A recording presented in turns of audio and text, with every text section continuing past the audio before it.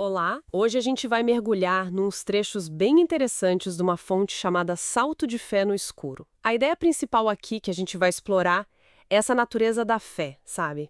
Aquela confiança que opera sem a gente ver tudo, sem entender completamente o caminho. Nosso objetivo é tentar entender melhor o que significa dar esse passo de fé quando tudo parece meio escuro. Ok, vamos olhar mais de perto para isso. Tem uma primeira citação que me chamou muito a atenção. Você não precisa ver tudo para confiar. A fé verdadeira começa no escuro. Isso parece contra o que a gente geralmente pensa, né? A gente quer ver para crer. Exato. É um desafio direto àquela ideia do ver para crer.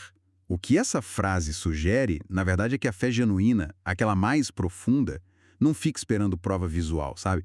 Não depende de entender tudo. Ela surge justamente na falta disso. Na incerteza, é como se essa escuridão, essa falta de clareza, fosse o terreno fértil mesmo, onde a confiança se torna necessária, onde ela pode brotar. Entendi essa parte da origem na incerteza, mas aí a frase continua, né? Deus quer que você dê o passo, ele cuida do chão. Isso parece levar a fé para um lugar mais ativo. Tira do só pensar e põe na ação, certo? Como é que essa ação se liga com a falta de visão lá do começo? Ótima colocação, porque conecta diretamente a disposição interna com a ação concreta externa. Dar o passo é justamente essa manifestação ativa da fé. Não é só, tipo, acreditar passivamente que algo existe ou que vai dar certo. É agir apesar da incerteza, né? Confiar que vai ter um suporte ali, que aqui está metaforizado como cuidar do chão. Sugere uma parceria, talvez. A nossa parte é agir no escuro com coragem e a confiança era uma resposta numa sustentação que a gente não controla, mas na qual a gente aposta, deposita a fé. É uma mistura de coragem e entrega, eu diria. Faz sentido essa dinâmica entre agir e confiar que vai ter o suporte. Mas aí vem a segunda citação, e essa parece, nossa, elevar ainda mais o desafio. Confia mesmo sem entender. Já é difícil confiar sem ver, né? Mas confiar sem nem entender a lógica por trás, isso parece pedir uma coisa ainda mais profunda da gente. Sem dúvida alguma. Isso toca numa resistência muito humana, né? A nossa busca constante por coerência, por entendimento racional. A gente quer entender o porquê das coisas antes de aceitar ou de agir. E essa frase, confia mesmo sem entender, ela confronta isso de frente. Se a gente conectar com o título, Salto de Fé no Escuro, não é só tatear na penumbra, é dar um salto mesmo, né? Um salto deliberado para o desconhecido. A base da confiança aqui me parece a mais relacional.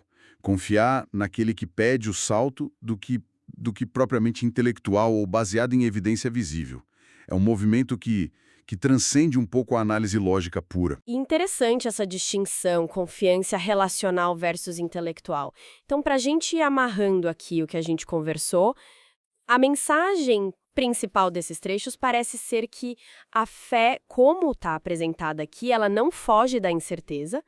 Pelo contrário, ela opera dentro dela e aí ela exige uma ação deliberada, o passo, o salto e uma confiança que se mantém, que persiste, mesmo quando a visão falha ou quando o entendimento racional não alcança, né? Exatamente. É bem por aí.